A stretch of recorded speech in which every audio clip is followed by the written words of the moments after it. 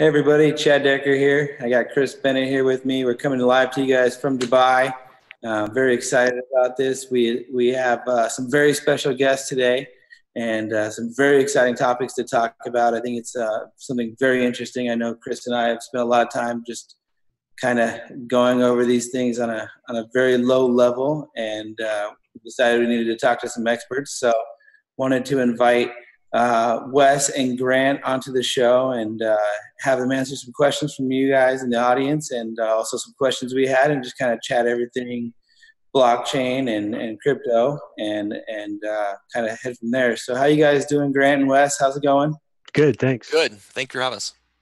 Yeah, thanks for joining us. And Grant, you and I probably met in a few past lives. I know we kind of have similar backgrounds in different fields, and we have kind of some wild stories that kind of got us into blockchain and really led us right down the rabbit hole. Wes, can you kind of go through a little bit about your background and kind of what it is that you guys are doing right now in the space? Sure. Yeah, I started in the blockchain and cryptocurrency, well, at least researching it and getting into it in early 2017. I was introduced to Bitcoin in 2014, but like I said, I didn't really think much of it back then.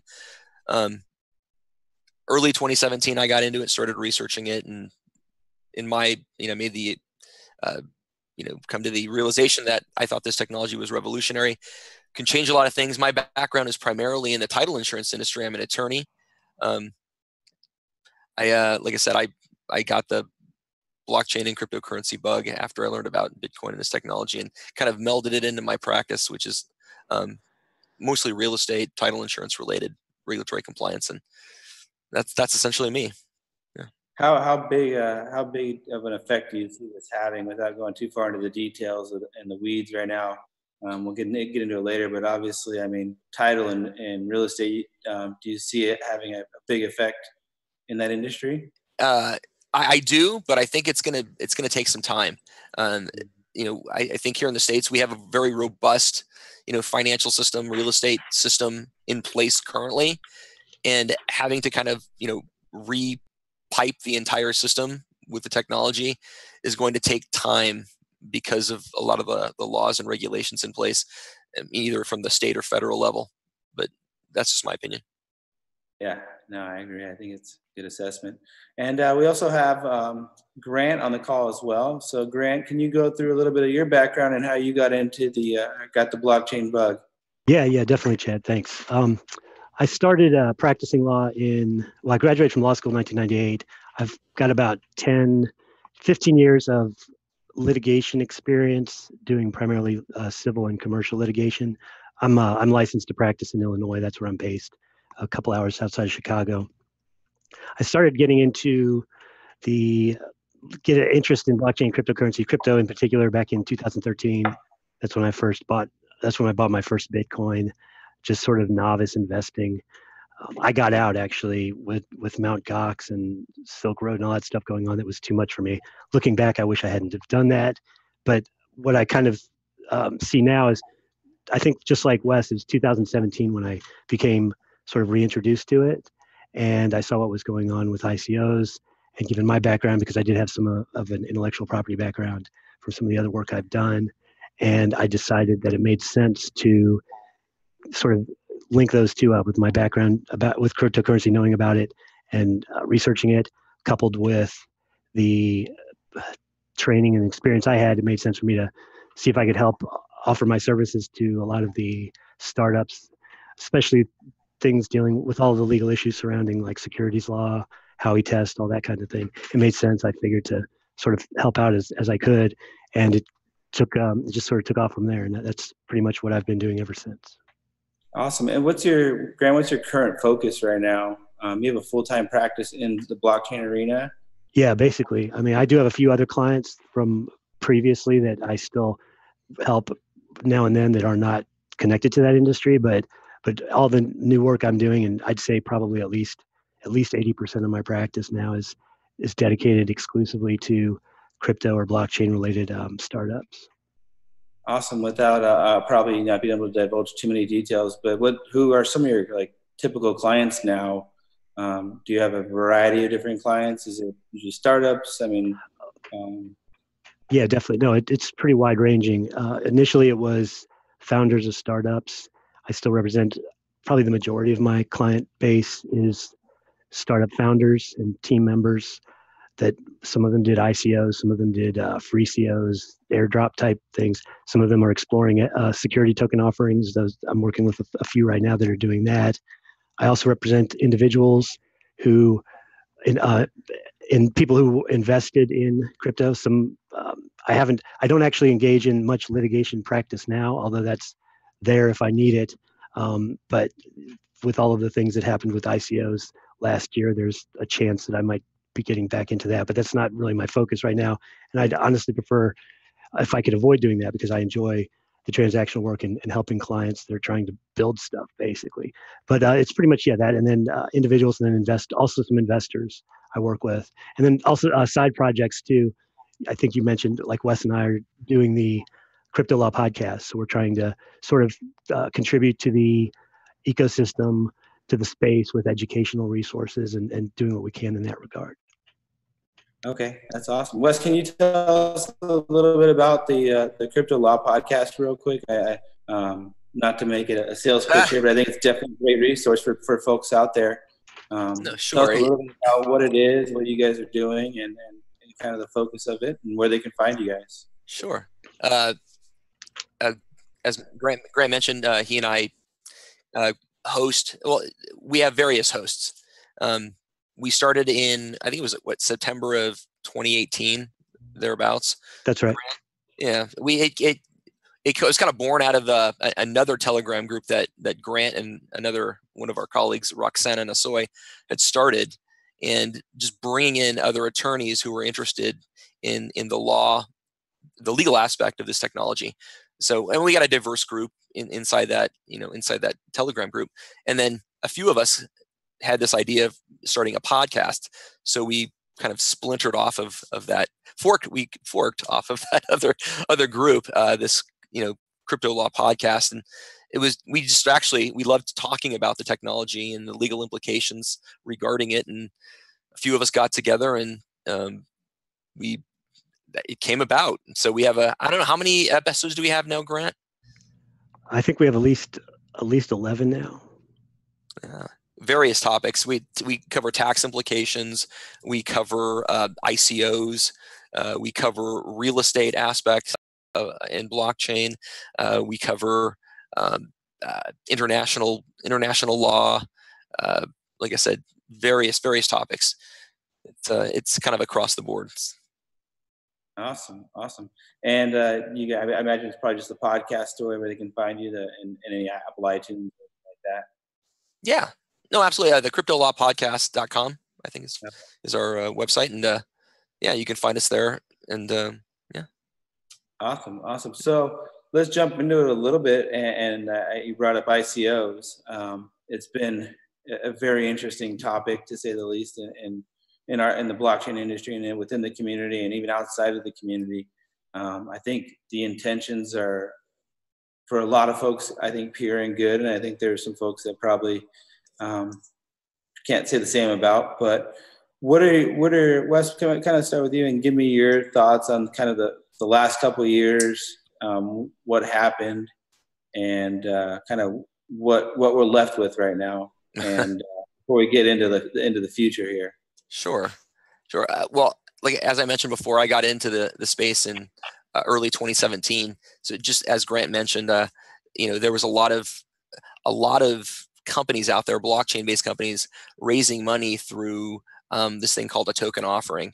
And they would essentially create a token, offer it. And what's interesting is and in my opinion, I think the hype was built around when Ethereum had launched, and they actually on their website kind of laid out how you can do a token offering. I mean, they kind of advertised that you can do this crowd sale through this mechanism, but they really didn't discuss what the legal implications were.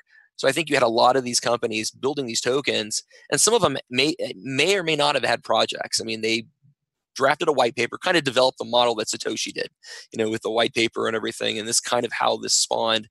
And they would create a token, and offer it for sale to anybody, and they would, in exchange for either fiat currency or ETH or Bitcoin, and they would raise capital that way. Nobody thought about, hey, maybe what we're doing could potentially be a securities offering at that time. So I think maybe people in the mindset of these individuals, they were thinking, there is no regulation because this is kind of the Wild West.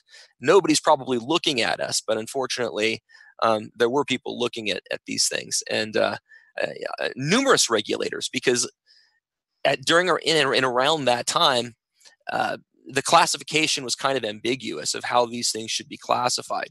So you had various regulators classifying these things differently. So you had the CFTC looking at these tokens and saying, okay, well, maybe they're commodities, and then you had the SEC going, well, they kind of look like securities, and similarly you had the IRS looking at this. Okay, these things are property, and we're going to tax them as property. And then you had FinCEN and the Treasury going, well, no, these things look a lot like money, so maybe we should be regulating them as money. So you had all these various regulators jockeying for position. And I'm only speaking here in the US, because every other jurisdiction in the world, because this is a worldwide phenomenon, they're looking at these things differently as well. And they're coming up with their own regulatory scheme as to how they're going to regulate these tokens. Here in the US, you had all these various regulators jockeying for, how to classify these things. And even at the state level, they're looking at these things, because obviously, states, they can come up with their own laws with respect to these types of assets. So all of that kind of spawned this, well, it's a Wild West because nobody knows. We're going to go and raise capital that way. Well, ultimately, that, I think, became their downfall, because the SEC said, well, wait a second here. You're going out and raising money, raising capital for your venture, and you're not complying with securities laws. You're not registering them as a security or filing an exemption to registration. So all of these kind of became this weird, nuanced quagmire as to how you're going to raise capital to start these blockchain ventures. And nobody really knew here in the States, so it was kind of a touch and go for a while. But nevertheless, it happened. Companies were doing it, and ultimately you started seeing these regulatory enforcement actions kind of start coming down the line, where the SEC is coming out saying, hey, these tokens look a lot like securities. You didn't register them. We're going to fine you. We're going to ask you to disgorge funds.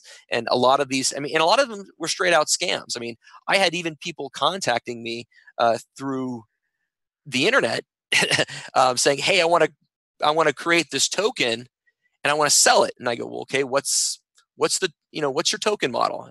Is this? And I started asking them questions, because ultimately at that time I was still trying to wrap my head around this idea of decentralization, because ultimately that does play into it. I know it's a buzzword, but at the same time, it could potentially create a model that doesn't necessarily is kind of beyond, I don't want to say beyond enforcement, but it becomes a global network that you can't really regulate to some extent or enforce regulations against, at least in my opinion. And which is why you started seeing things play out, like SEC commissioners come out and clarify positions as to, try to give some certainty or clarity in the marketplace. When you have, complete kind of opposite ends of the scale, people like, Commissioner Clayton with the SEC coming out and making representations about, that most of these offerings that he's seen are securities offerings. And then you have Commissioner Hinman coming out with, kind of hope for the industry, talking about these decentralized tokens and, using Ethereum as the example, and, coming up with this model of sufficient decentralization to the extent that it doesn't comply with the Howey test. And interestingly enough, the Howey test was put in the spotlight, and it's this old securities law case that discusses investment contracts. But in any event, I feel like I'm kind of monopolizing the conversation, but that's kind of how it went, and that's what happened. A lot of exuberance out in the marketplace spawned all these token offerings.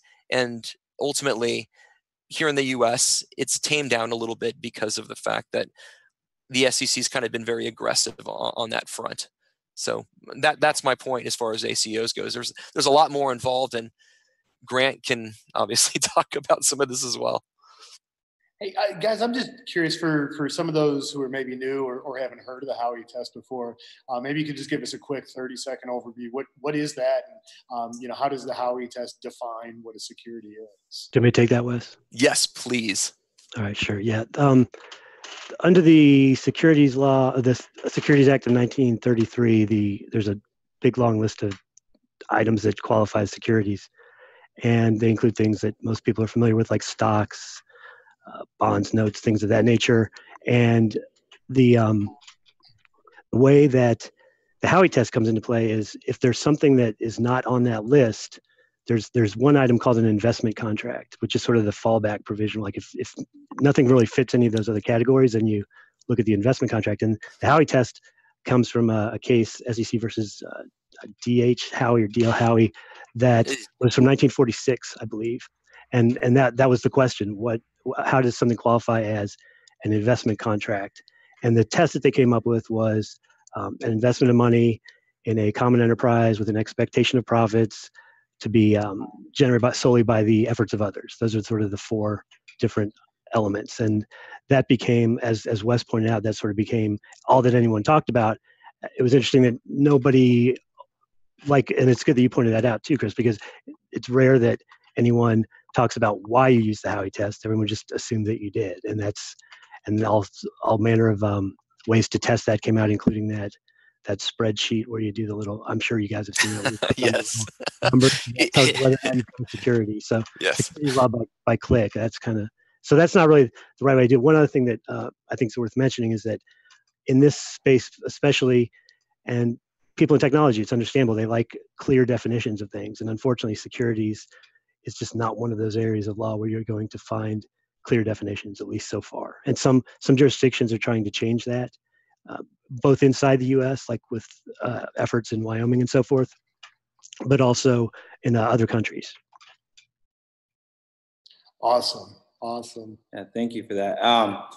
Hey, Grant, and so over the past couple of years, we've kind of seen the good and the bad of it, and an optimistic approach and a glass half full. What are some of the great takeaways that were with what has happened that are now allowing us to move into these new models? What are the positive takeaways from ICOs that we learned, you think, in your opinion? Fact that can you hear me all right or no? Yeah, cut out there for a second. Gotcha now. Okay. All right. Sorry about that. I'm not sure what happened here, but that was on my end. I know. The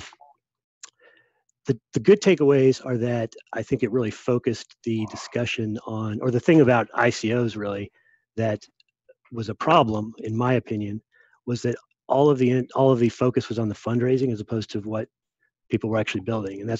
And what you guys do that's what's so important, is because you guys teach people how to do the building, and that's what needs to happen if we want this ecosystem to thrive. If all you do is talk about how to make money, it's the same problem that startups have generally, where all they care about is, how do we raise our series. And out again, I apologize about that. I might have to go offline for a second, try to figure out what's going on with this. But can you hear me still now? Yeah. Okay. But building the technology out that's going to fulfill the promises that blockchain has basically made to us. That's all up to you, what you guys are doing, and that's why what you do is so important. I think ICOs, the rise and fall of the ICO, and how it crashed so horribly, really demonstrates that it's not about how you raise the money; it's about what you do with the money, I guess, when you raise, or what you build. So that's one of the few positives I guess I can see in what happened. Interesting. Yeah, I think that's a very subtle distinction, Grant, what you just said. It's not so much how you raise the money, but what you do with it. That kind of, leads to one question I've been dying to ask, which is, from your guys' point of view, what are some of those common mistakes that you see people making, just because they don't understand or have a deep enough understanding or appreciation of the laws and regulations behind all this? I can start, and then I'll hand it off to you, Wes. Sure. Yeah, one of the major problems that I found was waiting until too late to talk to an attorney. That was probably one of the biggest problems, because I'm sure Wes had this too. I'd have people contacting me when everything was really going strong at the beginning of 2018. I'd get a phone call or an email or a text, a direct message on LinkedIn saying, we want to launch our ICO in about a week, and we thought it's probably a good idea to talk to a lawyer to bring you in. So would you be interested in being our legal advisor? And unfortunately, I had to turn all of those down, because there's really nothing you can do if they are going to proceed in those cases where I was able to talk them out of it. I was willing to get involved, but if they were hard set on 1 week deadline to do this stuff, there's no way you can do it. There's no way you can do it properly. So that was one mistake, especially with STOs. My bad. Okay.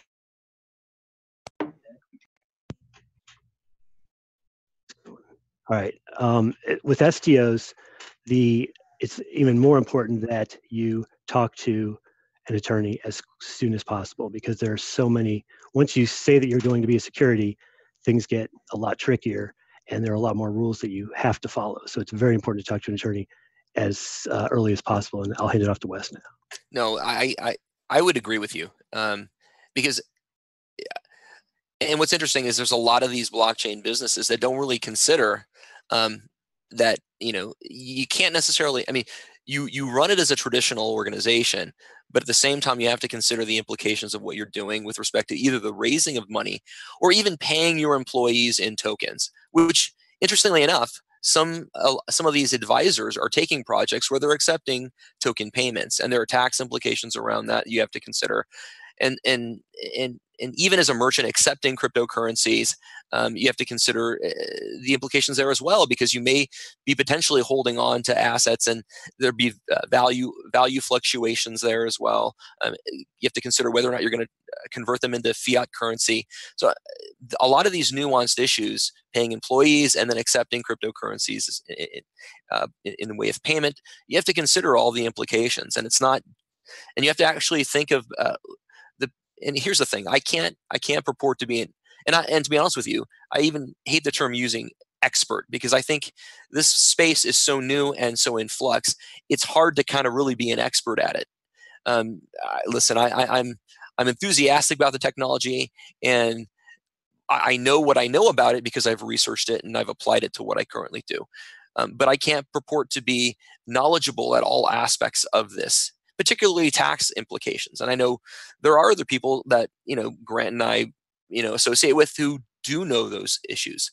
So I would defer those issues to other people. I wish I could purport to be an expert at everything, but I'm not, or even knowledgeable at everything, but I'm not. So I think, getting the right team in place, that's important as well. You see a lot of, and even these new startup companies that are selling a product or trying to, create this new model. If you're whatever industry that you're in, I would suggest you get experts from that industry, because I've seen a lot of teams come out there and they're all developers. They don't know really anything about what they're doing, and they're purporting to know. So I think, you kind of have to build a good team in place to kind of help with the project that you're working on. Get people that are knowledgeable within a particular industry. So I think that's where some of these new companies fall short. I think there's a lot of times in life that you want to sometimes learn from your mistakes, but also avoid the mistakes that you can ahead of time by learning from somebody else that has made those mistakes. Exactly. I know for us, setting up a corporation and giving out stocks and doing all that, I know there was a lot of major steps we had to go through to issue stocks to our employees, partners. So there's tax implications. And we found that out because we have a partner that has been burned in the past. So rather than us make that mistake, he's already made it, and we were fortunate enough to seek help early on. So definitely recommend talking to you guys prior to a week. Maybe give it 2 weeks, right? Right. Week and a half at least. Kris, I had some interesting questions come in here. Just because we had talked about this earlier, maybe you want to touch on it, but IPFS, they want to know, why are they not being implemented by financial institutions? I know we had talked a little bit about putting together a class on IPFS. Is that something you want to answer now, or should we save that to kind of get into the future a little bit? Grant. Yeah, I mean, I think it kind of dovetails into the future. I think the short answer behind that is IPFS is still a beta project. There is no official production release. And as exciting or seductive as a technology can be, if you're a business leader, you really need to think twice about, hey, does it make sense to put potentially mission-critical business and content on something that is still in an alpha or beta state? So definitely an exciting technology. I think it just needs to bake a little bit longer. Graham, that's Filecoin, right? IPFS. Exactly. Right. What do you think, Grant? Is that something? It says, why is IPFS not implemented by financial institutions? I mean, I think Kris said it. For the most part, it's because it's not really being used that much. I mean, I guarantee right now there are hundreds of ICOs that raised money that could be shut down by the SEC or other regulators, but they're not, because they only have so many resources to work with. So that also, it's just practically speaking, the regulators can only do so much, and until someone actually complains to them, for the most part, they don't take action. So that's probably a lot of it as well. I don't know enough of the details to really answer that question from a legal standpoint, but from a practical standpoint, I think that has a lot to do with it. Awesome. So can you, Grant, can you get into a little bit now? We went through the ICOs and kind of last couple of years of kind of the chaos and the buildup. But now, can you give us a little bit of background on STOs and kind of the current state of where we're at? Yeah, once I can get my audio working, I don't know what's happening, but it keeps cutting out. Can I pitch that over to you, Wes, while I try to get this thing working so it doesn't keep cutting out on everybody? Yeah, Wes, what was it? STOs. Sure. We're talking about, I asked Grant about STOs. What are your thoughts on them, and where we at with them right now? STOs, yes. Well, the current state is it's getting built out. I mean, the infrastructure is getting built out. I don't think there are, and to be honest with you, basically what this is, I mean, these are falling short of IPOs. So you're seeing a lot more projects that are developing token offerings that are compliant with SEC regulations and purportedly complying with state blue sky laws as well. So these aren't public offerings, so to speak, because a public offering is an extremely expensive proposition. So a lot of times you're I apologize, Grant. I'm hearing a lot of feedback. I apologize. But in any event, so you're seeing these private securities offerings, essentially, is what they are. So there really wasn't any robust trading mechanism for these private offerings. These I apologize. So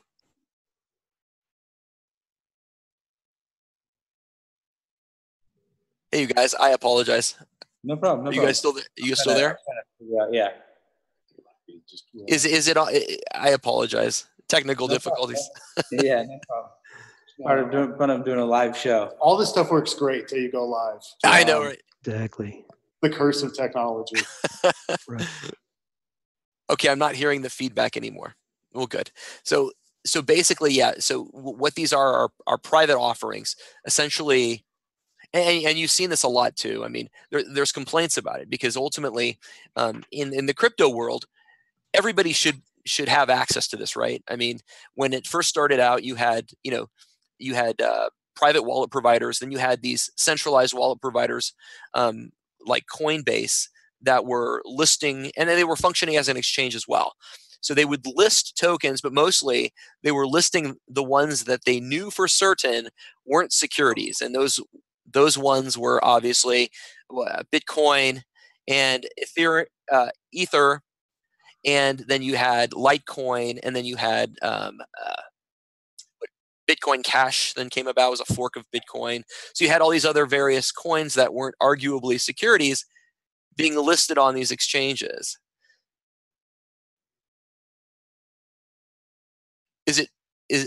I apologize, you guys are more technical. I think that feedback's coming from HQ, it looks like. Is it? Yeah, I think Will's mic is unmuted back at the office. Oh no. Yeah, so I'm shooting him a text real quick. All right. So I guess, Grant, let me start with this. If your mic's, go ahead, Wes. Yeah. Okay. So my point being is this. I mean, in the crypto space, people had access to be able to trade 24/7 as they wanted to. They can kind of look at the markets to see how that was doing, and with respect to their own cryptocurrency in their wallets. But in this new space, it's a little bit different. I mean, ultimately, you're going to have to comply with SEC regs, and you're going to have to build out the infrastructure, these trading platforms that these private securities can trade on. And at this point, currently where we are now, the infrastructure is being built, in my opinion. There are some limited trading. I think Open Finance has some security tokens listed on there. However, I don't know what the frequency of the trading volume is right now, but I think Grant can probably speak to more of this. I think this was a question that for him in general anyway. Want to go ahead, Grant? Yeah, I'll do my best. I was talking, or while you guys were talking, so I didn't catch all of it. But you were just wondering about the status of STOs right now? Correct. Yeah. Okay. I mean, I think STOs are not ICO 2.0 like a lot of people thought they would be. They're really no different than, the way to think about it is there's nothing special about a security token. It doesn't make it any different than other securities.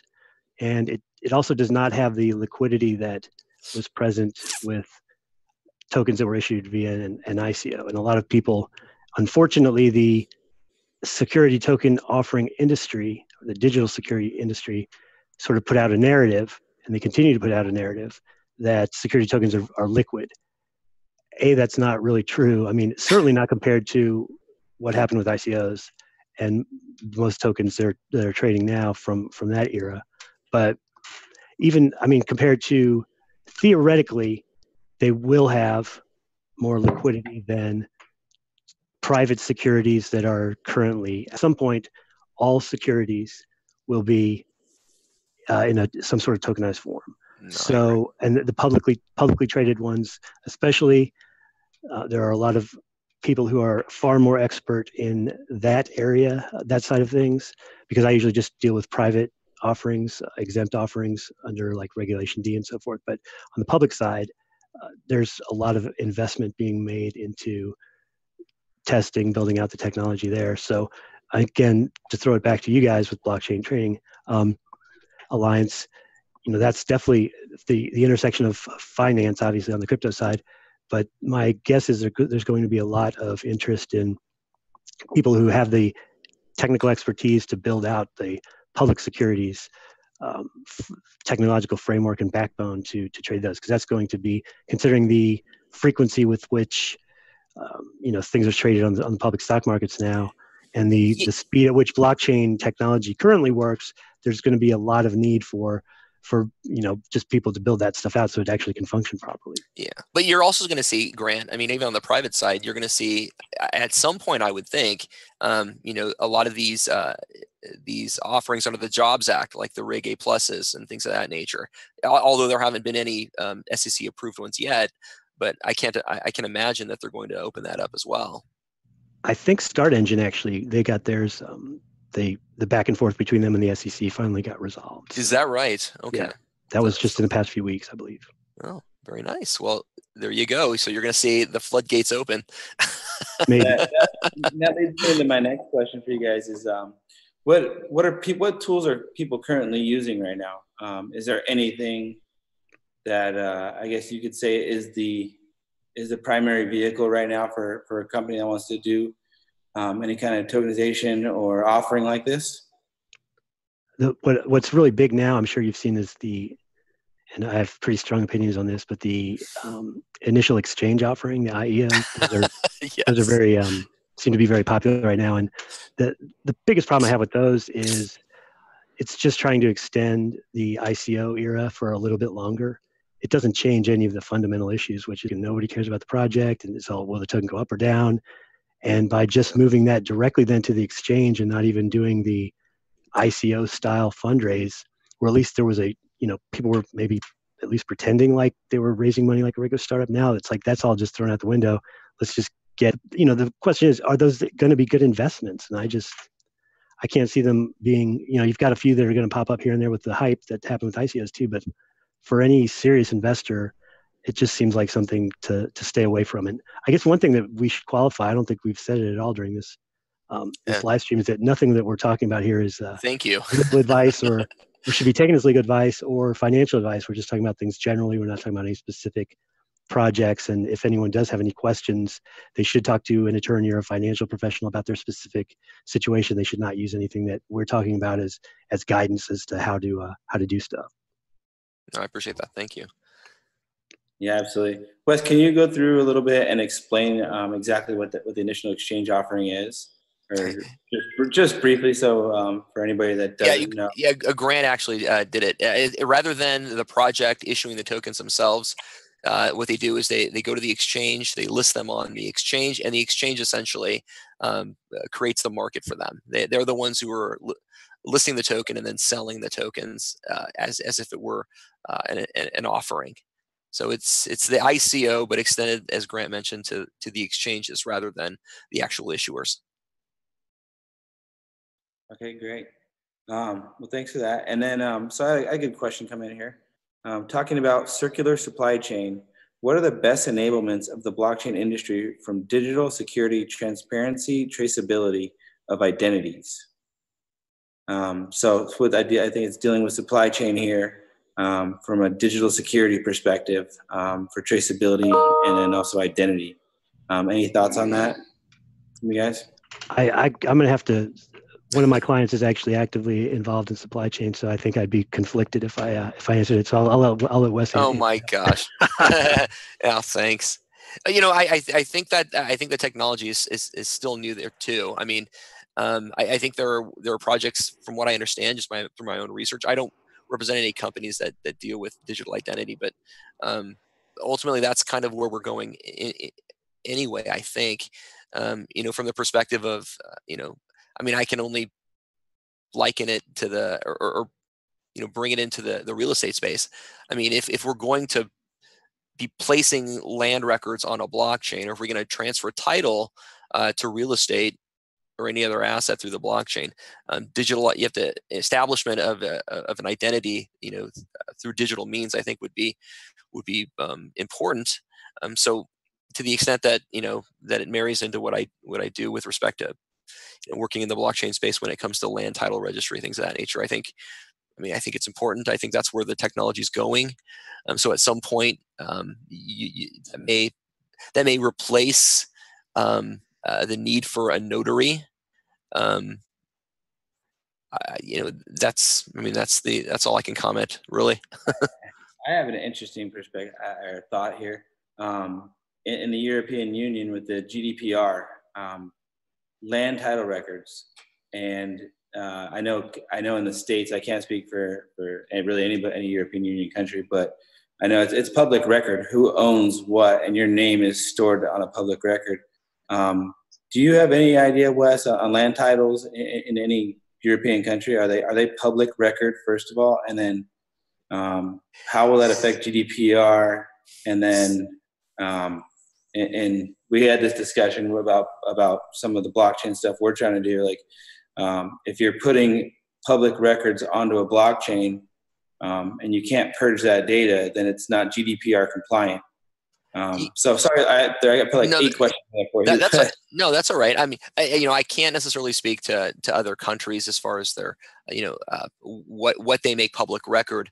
I can only imagine if they did it similar to the United States, the purpose is to give constructive notice of that ownership to the world, essentially. Anybody, if you're research piece of property, to mask the identity, so to speak, of an individual, and you can transfer your property into a special purpose vehicle like a LLC or a limited partnership or a trust, something of that nature.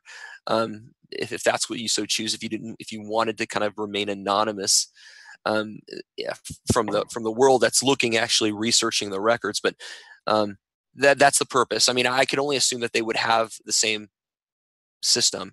From a GDPR perspective, I think there are ways technologically to kind of, if there's a right to be forgotten, you would still have to have a kind of like a hybrid system where maybe there'd be a hash of that, information on a blockchain, and then that would relate to a database, like a cloud server that holds the actual document or something of that nature. But the purpose of a land registry system is to give constructive notice of ownership. So ultimately, it'd have to be a public record, so anybody could search it and anybody could be able to have access to who owns the property. And that may lead, in a completely transparent world where we're going to have if there is such a thing as a global land registry where everybody records to a public database. And I don't even know if that's going to be the answer in the land record space. It may be that there are still maybe a consortium. I know there are organizations pushing for that. A consortium amongst the various county registry systems here in the United States. But ultimately, the purpose is to give notice. And if we're all working from that database, you're giving constructive notice through those means.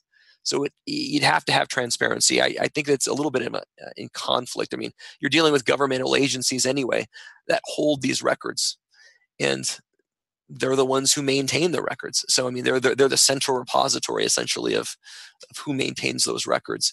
Will it change in the future? I don't know. I mean, maybe a global system is better. I don't know, but I don't make those decisions. I mean, these are decisions that are made by, sovereign nations or states. They're going to have to come, if they're going to amend the laws to accommodate for this, then that may likely very well happen.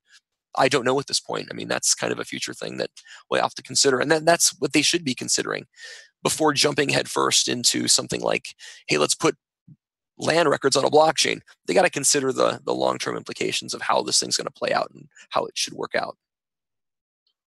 One thing I'm curious about before we started the live here, Wes and I were kind of having a chat, and Wes, you made the comment that, I think as a lawyer, I'm going to have to start learning how. Maybe part of the reason we got into the mess with ICOs that we did is technologists, by their nature, fall in love with technology, and we tend to think about what can we do with it, not what should we do with it, and what makes sense. So I'd be curious to hear your guys' thoughts. How do our two professions change and affect one another as this technology goes forward? Grant, you want to take this one? Sure. Yeah, I'm happy to. I think that there is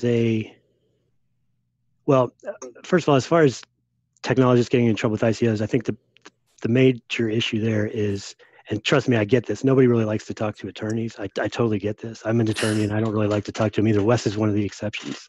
But so I totally understand that.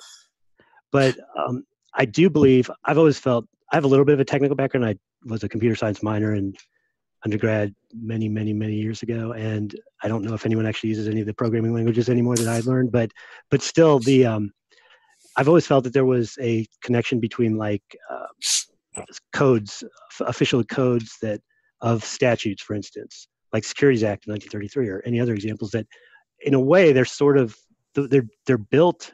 I mean, I think they call them codes for a reason. They're structured in such a way that is very similar to the way that programming language is structured. There are a lot of if-then type statements. You find those constantly throughout, exceptions, the nots. And so there's a lot of similarities between at least code type law, statutory law, and what developers do. And I think the whole code is law movement recognizes that and tries to come up with ways to not just mesh the two, but kind of replace the traditional law legal system because people don't like to talk to lawyers. And again, I understand that. So that, that makes sense from that standpoint. But at the same time, I also know as a practicing attorney that there are some areas of law that require some sort of human intervention.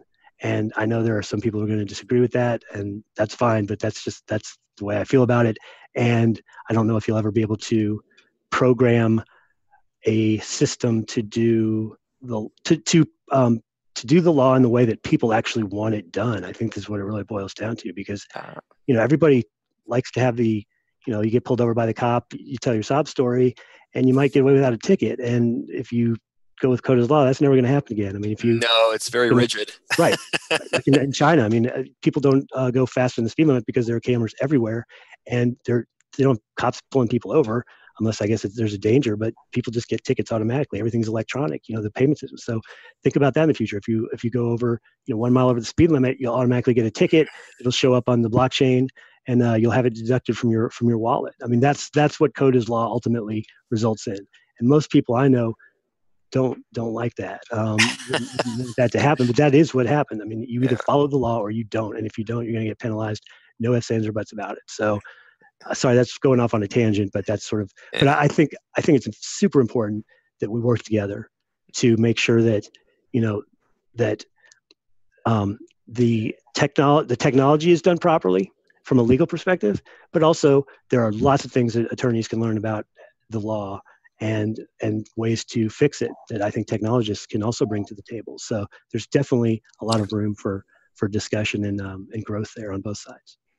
Interesting. And then we could add AI into the mix and bring the science fiction. Yes, I love that. I was talking to I mentioned that to you, Grant, today. And what's interesting is, and maybe Grant will share the story, because ultimately I think that us in the legal profession think, I think there's a lot of us that think, computers or artificial intelligence can never replace what an attorney can do, the reasoning aspect and, the research aspect and whatnot.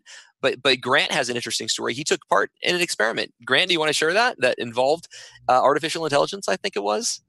Yeah. It was last year. I think it was almost a year ago.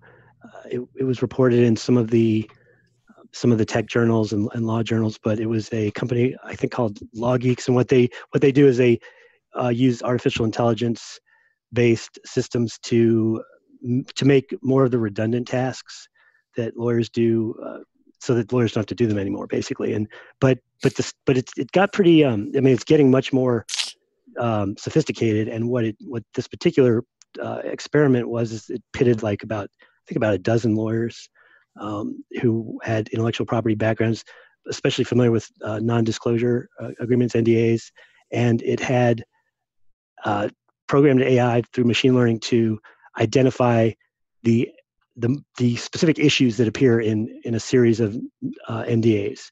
And then they had the lawyers try to do that at the same time, and they compared the amount of time it took the lawyers to do it as well as the results that the lawyers got versus the AI. And if I remember correctly, the AI got well over 90% right and was able to do it in less than a minute. And these were, I think, about 8 or 9 NDAs, whereas the attorneys, I think the fastest attorney took almost an hour, and the best score was lower than what the AI did significantly. So there you go.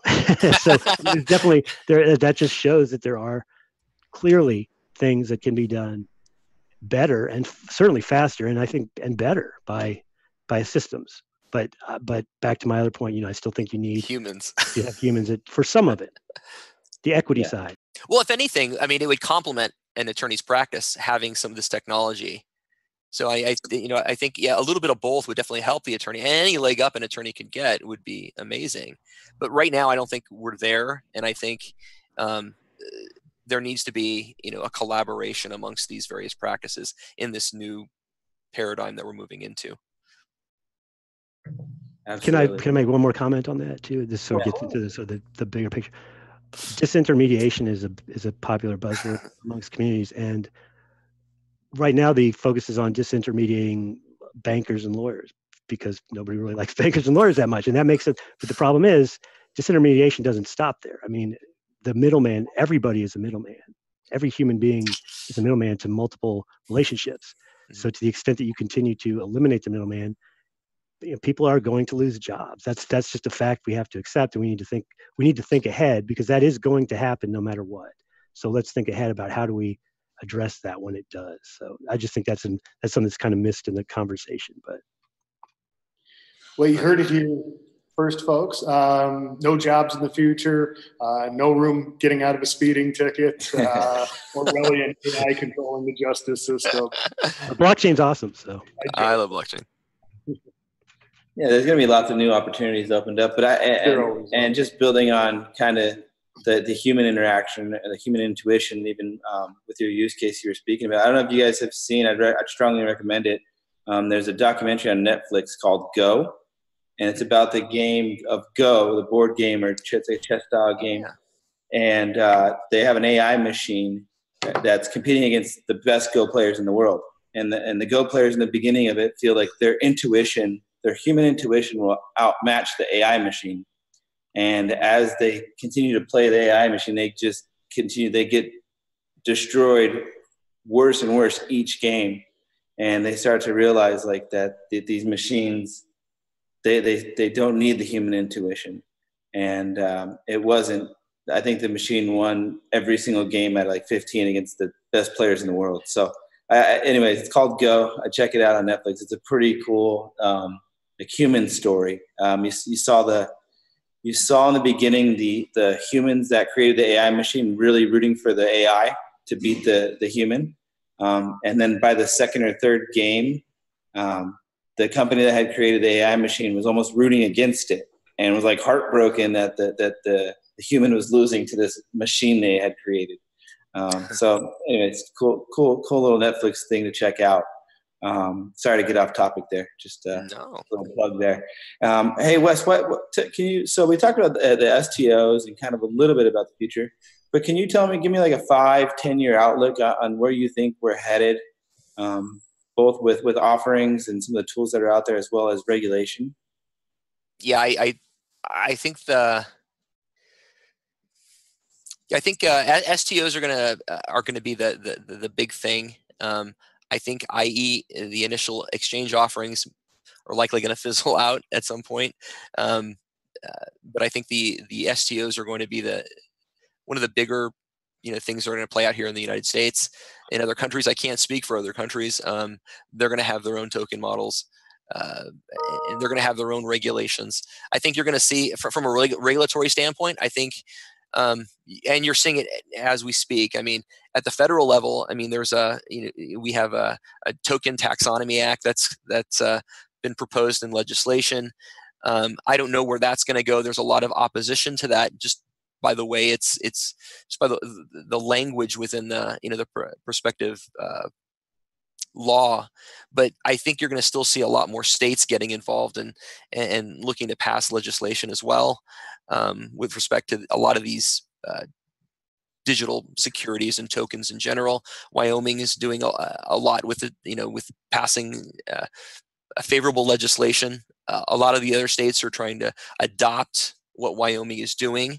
The Uniform Law Commission, which kind of drafted the Uniform Commercial Code and is propagated it amongst the states to kind of adopt in their own states, has fallen short with respect to certain aspects of these new digital tokens and classifications and how they should be treated. And I think there's opposition looking to kind of revisit that. So, I mean, from a larger perspective, there's going to be a lot more regulation. You're going to see a lot at the state level, potentially at the federal level. And STOs are going to be a big thing. But in my own opinion, I still think there is room for utility tokens. I know a lot of people don't like to say or use those terms, but I think there's still opportunities for tokens that could potentially kind of fall outside the classification of a security. Maybe use it within as a payment mechanism within a token economy. As a matter of fact, there's one of our co-hosts, Roxana Nasoy, wrote a nice Medium article about this. I think take a look at it and she's not an attorney, but she has a very good perspective on the overall technology in general and how these token economies work. And yeah, that's what I see. Grant? For me, I'm excited to see what's happening on the self-regulatory side. There was a lot of talk about self-regulation, again, during the rise and the fall of the ICO era, but not a whole lot of people actually did it because people were making too much money. I think after what happened with ICOs, though, it became clear and people realized it really is important. If we don't want the regulators, the government regulators, to be telling us what to do, we really need to get our own act together. And there's been a lot of activity on the self-regulatory side. Lots of self-regulatory organizations are coming together. The Global Digital Finance is one that I recently joined, and there are at all levels the Alliance of Blockchain Professionals, APP. That's an organization that Wes and I are both members of. Lots of organizations out there that are trying to do the right thing, collecting professionals in the space, so we can start talking about these issues and dealing with them, so we don't become beholden to the people just trying to make a quick buck, the whales and all the other folks that are in the industry who are the bad actors, I guess, to sort of, so we can prevent that from happening again. So I'm excited to see a lot of activity happening on that front. Awesome. And Grant, so I got a question here from our audience. Is there an equivalent legal concept of jurisdiction with blockchain, and how are such boundaries defined? Yeah, that's a good question. I know that one of the things that came out of the whole movement that inspired blockchain technology was the concept of, I think, like self-sovereign identity and sort of living outside the extrajudicial existence, where you sort of don't have to follow any government laws. You can just sort of follow the laws of your own not civilization, but own system of government and rules that you create for yourself on the blockchain. And that sounds good in theory, but at the end of the day, it's not really technology that's regulated. It's people's use of technology that's regulated, and that is to give another shout out to Roxana Nasoy. That's another point that she's made several times, and she's exactly right. I mean, that is the correct way to look at it. So as long as people are using the technology, personal jurisdiction will always apply to them.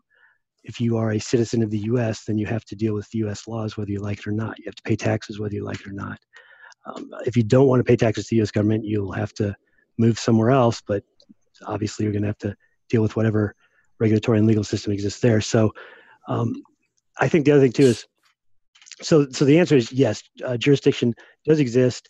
Whether there needs to be a special type of jurisdiction for blockchain, I think maybe the answer to that is yes at some point. Right now, think about all the companies that are with like cloud computing, how many companies, their entire existence basically consists of, bits and bytes spread across multiple servers across the globe. So they don't have the company doesn't have any real physical existence, to the extent it does, it's all electronic and it's global. So there's no one jurisdiction that applies.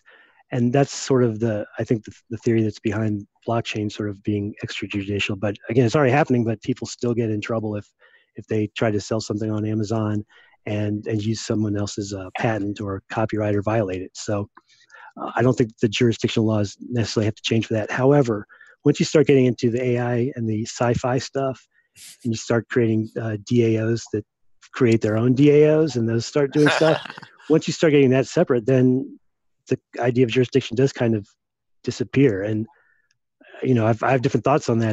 Does that mean we should change the law to address that situation, or does that mean we need to not let that situation happen? I don't know. Again, I'm not going to speculate on that, and I don't actually have strong opinions one way or the other because I haven't thought about it that much. But that's one of the sorts of things that I think the law will have to struggle with moving forward. All right, great. Well, thank you for answering that, and I appreciate that. So we've got a little over an hour here now, and I appreciate you guys joining us. Kris, do you have any kind of final questions that you want to throw out there before we wrap this up? I'd just be curious, and I'm sure a lot of folks in the audience might be wondering this as well. For those of us who don't come from a legal background but recognize these are very important issues, what are some resources you guys recommend for the layperson to get up to speed, at least on the basics, and educate themselves a little bit further? That's I'll start on that. There are some resources that are available online that are better than others. Um, let's see. I'd say Coin Center as an organization has done a lot of work. They're more of an industry focused kind of lobbying type organization, but they've done a lot of good work, and I think it's coincenter.org. That's one place to start. One of the things that we're all talking about is putting together some materials, training materials for people who just want to learn more about the law, basically. And I do think it's important to arm yourselves with some knowledge. I mean, I don't think that not every question requires running to an attorney and paying an attorney to answer for you. There are lots of issues that can be, handled by just educating yourself. And I think there is a clear lack of good information out there for just average people to use as it relates to this technology. There's a lot of intentionally misrepresented information out there also, and trying to sift through that is difficult. So it would be nice to see an educational resource out there that that does. I think Block Geeks, is that the Canadian based? No, they do some. They've put some good information out there, but I think to the extent Blockchain Training Alliance could become part of that initiative, I think that would be fantastic. Yeah, we're definitely looking into it, and I think that's a lot of the purpose for doing this as well. We wanted to kind of learn more and educate ourselves as well, and speak to professionals like you guys. I think to kind of build on Chris's question before we wrap this up, how would you recommend then to somebody, at what point should they reach out to you guys and be properly prepared? You obviously don't want somebody that's, hey, I have an idea, will this fly? At what point do you recommend someone kind of come to you? At what point of preparation would you say that you have to have any kind of line where it's time to pick up the phone and call you? For my, you can take that. Yeah, I mean, you can comment as well, but from my perspective, to be honest with you, I mean, it's at this point, it's kind of I mean, I hate to say it, but in its current present state, because there really are no clear guidelines or laws. I mean, to some extent there are, but it's, bringing on an attorney, you kind of have to have the infrastructure built in place. I would suggest when you have, sufficient capital to invest in obtaining a legal team.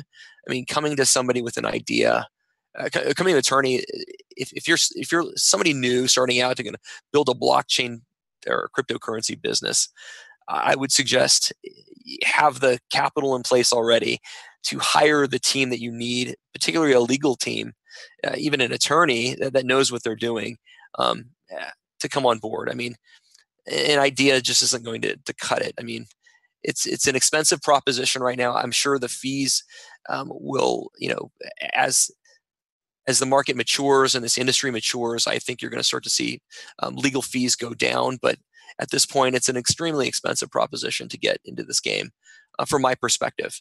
And if even a startup company right now looking to raise capital from accredited investors, even without the digitization part, it was an expensive proposition.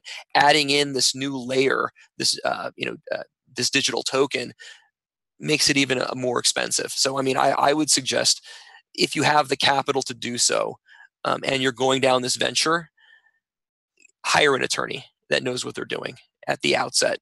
If you just have an idea, I would keep it as an idea, unless you have other people backing you and you've convinced them that your idea has merit, and you're going to, and you can squeeze some money out of them to start up. But that's just my opinion.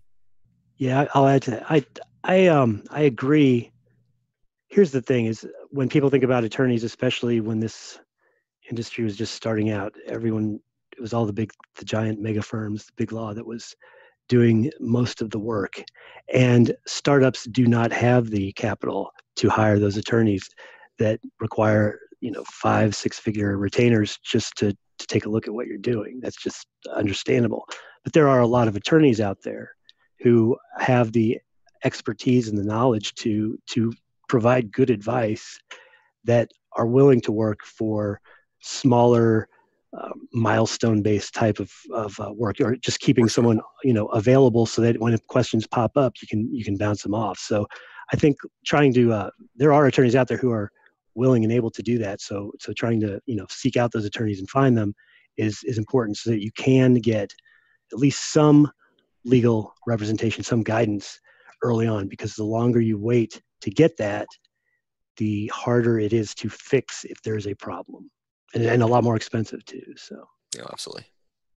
Awesome. Good awesome. advice. Yeah, great advice. And I'll be sure after this to put a link to is LinkedIn good for both of you? I'll put a link to both your profiles if anybody wants to reach out, or if there's any other means that you guys want, let me know as well, and I'll add that. I appreciate it. As well as the CryptoLaw Podcast. I'll be sure everybody be sure to check that out. And I know I'll be checking it out this week and downloading it on the flight home. It's a 15-hour flight home, so I got plenty of time to catch up. But any other closing thoughts from you, Wes, before we sign off here? No, it was a pleasure talking to you guys, and I really want to thank you for having us. Yeah, absolutely. Pleasure is entirely on this side, gentlemen. Yeah, Grant, you have anything you want to add? Just thank you guys for the opportunity, because I think having this platform to just educate people is so important, and I want to see more of this happen. And I'm really, really glad that you guys had us come on and gave us an opportunity to do this. So I appreciate that. Yeah. Sure, we'd love to have you back too. I think we're only just starting to scratch the surface. Love to do it. That sounds great. Absolutely. Yeah. All right, guys. Well, thanks for joining us, and thanks for everybody that joined us. I'll be sure to put this up on LinkedIn and make sure that we get it out to everybody. And again, feel free to reach out to the four of us if you have any questions. We'd love to answer them and love to be a part of the community. So thank you, everybody, and thanks, gentlemen, for your time. All right. Thanks, guys. Thanks, guys. Here, everyone. Thank you.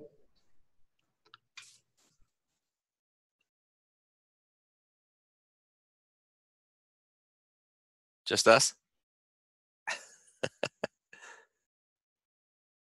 Are you looking to become a certified blockchain solution architect, but you just can't attend one of Blockchain Training Alliance's live 3-day trainings? We have great news for you.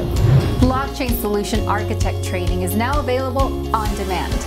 No matter where you are in the world, you can now learn on your own time, at your own pace. This self-paced course is taught by BTA's Chief Learning Officer and lead instructor, Kris Bennett. Hello and welcome to the Blockchain Training Alliance's course on blockchain architecture. My name is Kris Bennett. I'll be your instructor. Over the coming hours, we're going to start from the very basics of blockchain and walk you through everything you need to know to start identifying good use cases in the world around you and building compelling blockchain solutions. With 60 days of access, a course study guide, an exam voucher, all included, our on-demand package is all you need to get certified. Enroll today by visiting blockchaintrainingalliance.com. Hi guys, it's Ken with the Blockchain Training Alliance, and I'm here to tell you about some major developments that we made in Hyperledger Fabric. We've written a lab guide that teaches you how to go from zero to hero using composer development. This teaches you how to write model files, create transaction processors, write permissions files, and also queries. We don't stop there. We teach you how to package up the business network and deploy it to a REST server. And then we teach you how to secure it using OAuth. And at the very end, we tell you to throw everything away, and we give you a capstone project on how to create a business network from scratch. So if you're interested, go ahead and click the button below.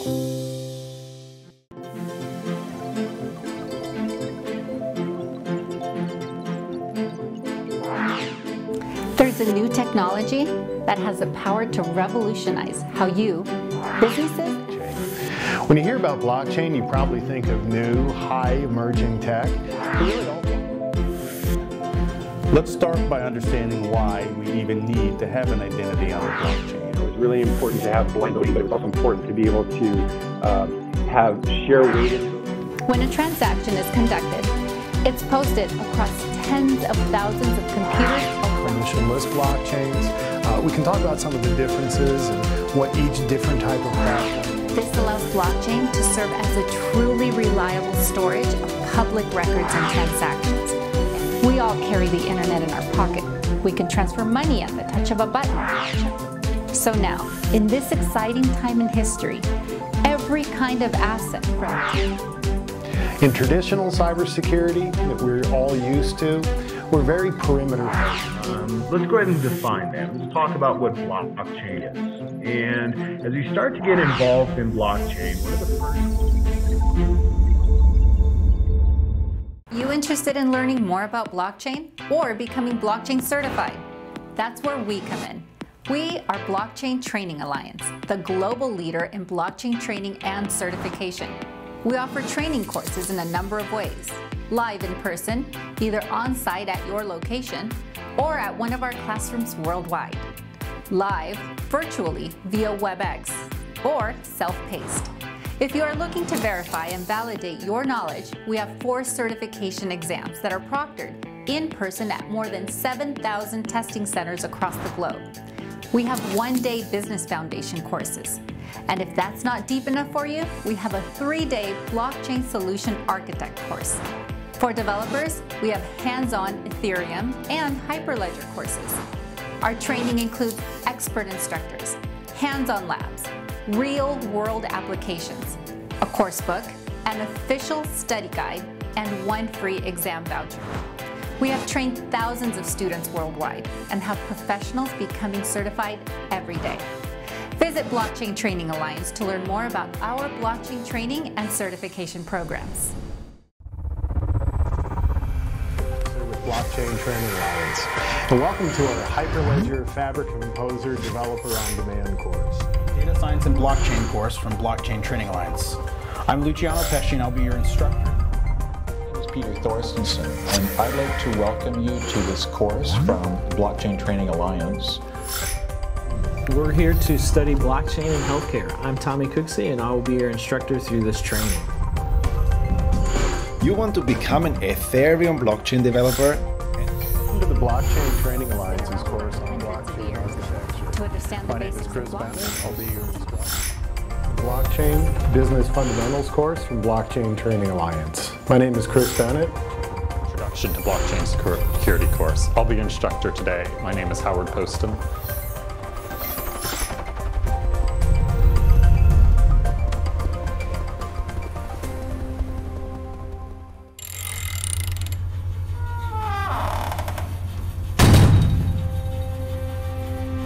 Hello, my name is Howard Poston, and I'm here to talk to you about Blockchain Training Alliance's Introduction to Blockchain Security course. So the purpose of this course is to help you understand the fundamentals of blockchain security and understand how implementing a blockchain-based solution can benefit your organization and how to do so in a secure fashion. So who should take this course? This course is designed to target a variety of different audiences. Blockchain architects, developers, and smart contract application developers will need the sort of information provided in this course to design and implement a secure blockchain solution. Blockchain system administrators, network security architects, cybersecurity experts, and IT professionals with cybersecurity experience need to understand the sort of attacks that can be performed against the blockchain and how to protect against them. So if this fits your use case, or if you're interested in blockchain technology and how it can be securely applied to your organization's specific needs, I invite you to check out this class and join me. Thank you.